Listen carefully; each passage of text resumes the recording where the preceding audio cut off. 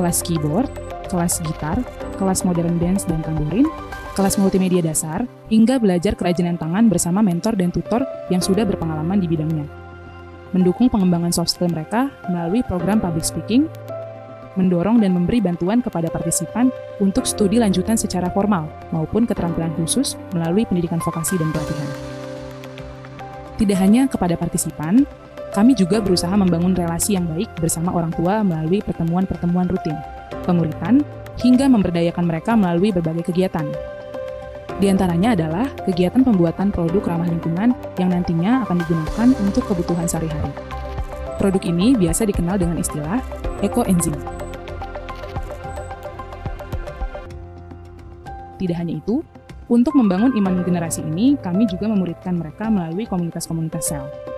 Di sana mereka dibentuk tidak hanya menjadi generasi yang penuh dengan ilmu pengetahuan, tetapi juga bertumbuh di dalam iman serta karakter Kristus. Melihat semua kondisi ini, kami juga berusaha membangun wadah bagi setiap partisipan maupun orang tua untuk belajar menjadi seorang wirausaha yang mandiri dan gigih. Kami menghadirkan program kewirausahaan bagi mereka. Kami berharap setiap usaha apapun juga yang dapat kami lakukan mampu mendorong dan membawa setiap penerima manfaat serta orang tuanya melihat kasih Bapa melalui pelayanan kami.